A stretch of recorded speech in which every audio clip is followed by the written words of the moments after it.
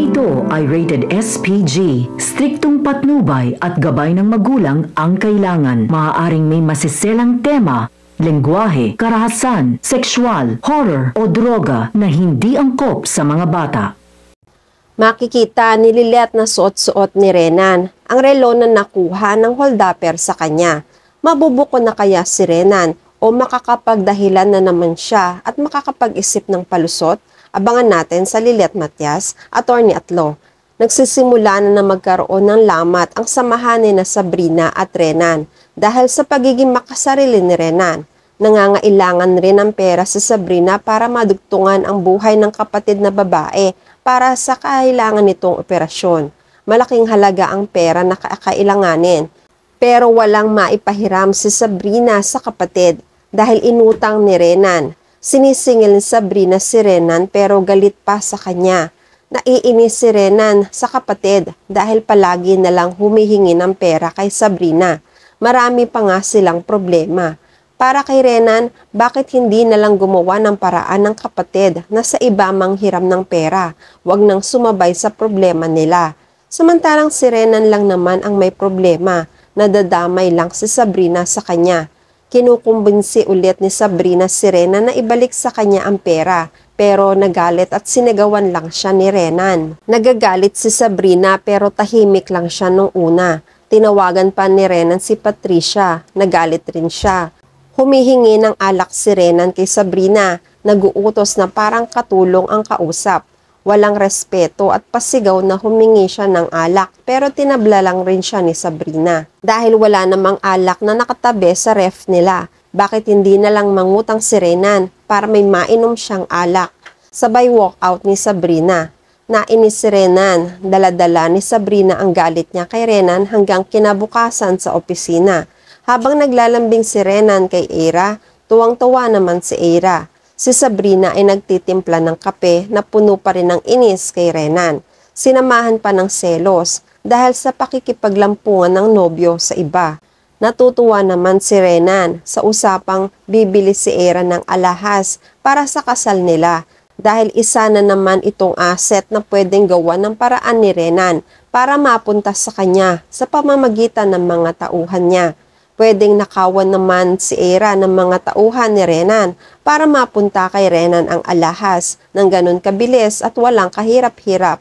Sa sobrang inis ni Sabrina ay sinadya niyang tapunan si Eira ng mainit na kape. Napasigaw si Eira. Nawala ang atensyon ni Renan kay Eira dahil nabulyawan niya si Sabrina sa ginawa nito. Sa isip ni Renan ay sinadya talagang tapunan ng kape ni Sabrina si Eira dahil sa pagsiselos nito.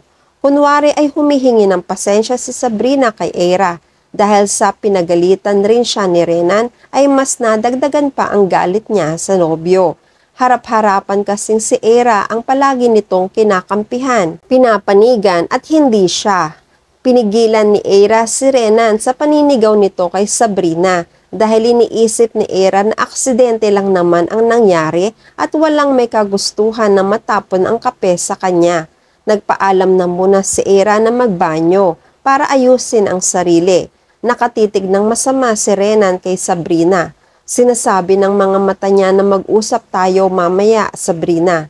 Sa bahay naglambing si Sabrina kay Renan at sinusuyo dahil alam niyang nagalit si Renan sa kanya. Pero pinagalitan ni Renan si Sabrina dahil sa ginawang pagtapon ng kape kay Eira. Hindi ba makapagtimpi si Sabrina dahil sa sobrang pagsiselos niya? Matagal na nilang pinag-usapan at akala ni Renan ay naiintindihan na ni Sabrina na magtiis muna siya hanggang makasal sila ni Eira. Makukuha rin nila ang perang nais nilang makuha.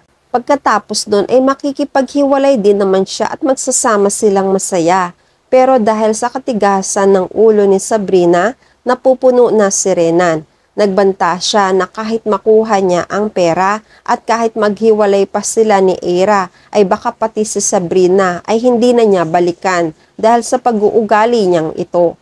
Pinagbantaan pa ni Renan si Sabrina na kapag maulit pa ito, hindi na niya ipagtatanggol pa ulit si Sabrina kay Eira. Ang malala ay hihiwalayan na lang niya si Sabrina. Nakatitig lang si Sabrina. nagpapaliwanag pero iniwan na siya ni Renan. Mga ilang araw ang lumipas matapos ang holdapan, nag-follow up si Lilet sa pulisya para tanungin kung nag-imbestiga na ba ang kapulisan tungkol sa mga alahas na nawala. Kung nagtungo na ba ang mga pulis sa mga establishmento, kung may nagbebenta ba ng katulad ng alahas na nawala, lalo na ang relo na isang mahalagang ebidensya sa holdapang naganap. Sumagot ang pulis na naabisuhan na rin ng team nila ang mga establishmento malapit sa pinangyarihan kung may transaksyon bang naganap tulad ng pagbebenta o pagsasanla ng mga gamit na nagmamatch sa pagkakalarawan ng mga alahas ay mag-report agad sa kanila nang sa ganon magawa nila ang mabilisang aksyon. Sa kabilang banda, nagpunta na sa mall sina Era at Renan dahil gustong bumili ni Era ng mga alahas para sa susuotin niya sa kasal nila ni Renan. Ganon rin naman sa bahay ni na Trixie at Ramir. Dahil nawala ang alahas ni Trixie sa naganap na holdapan, nais ni Ramir na palitan na lang ang kwintas na nakuha kay Trixie. Paraan rin ito ni Ramir para mabawasan man lang ang takot ng anak. Natuwa si Trixie. Sinabihan rin ni Ramir na tawagan na rin si Lilet para dalawa silang ipapasyal sa mall at ibibili ni Ramir ng alahas. Hindi na muna hahayaan ni Ramir na walang kasama ang magkapatid kung mamamasyal sa mga pampublikong lugar.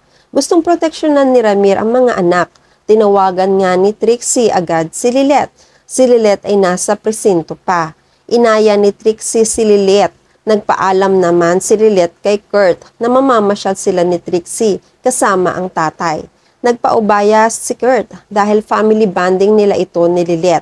Ihahatid na lang ni Kurt si Lilet kung saan sila magkikita ni na Trixie at Ramir. Mga ilang sandali pa ay nasa mall na rin si Lilet. Nagkita na sila ni na Trixie at Ramir.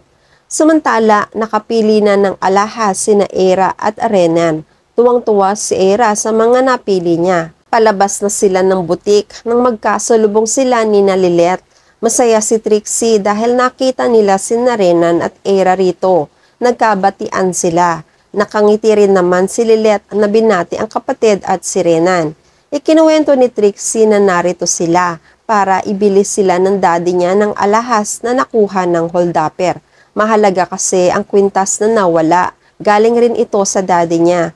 Kaya naisipan ng daddy niya na palitan na lang ang kwintas na nawala. Hanggang sa napansin ni Lilet ang relo na suot-suot ni Renan.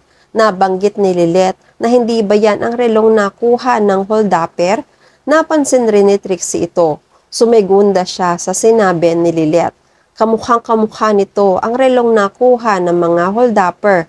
Nakatingin na nagtataka si Era. Nakakunot naman ng noo si Renan. Nagtanong pa si Lilet kay Renan kung paanong naibalik kay Renan ang relo na nasa kanya. Maya-maya ay sumagot si Renan. Nagdahilan siya. Sinabi ni Renan na dahil gustong-gusto nito ang disenyo at style ng relo. Sa lahat ng relo niya ay ito ang pinakapaborito niya. Naisipan niyang bumili na lang rin ng katulad ng relong nawala sa kanya. Hinalintulad pa ni Renan kay Trixie. Katulad ni Trixie na gustong palitan ang alahas niya na nawala sa insidente. Ganun rin ang ginawa ni Renan. Nagkataon lang na mas nauna siyang bumili ng kapalit. Kahit nagdahilan na si Renan ay hindi pa rin naman kampante si Lilet sa mga sinabi ni Renan. Mukhang babalik na naman ang pagdududa niya kay Renan. At yan ang mga pakakaabangan natin sa Lilet Matias, Attorney at Law. Please like this video and please subscribe to my channel at magkita-kita po muli tayo sa mga susunod pang episodes.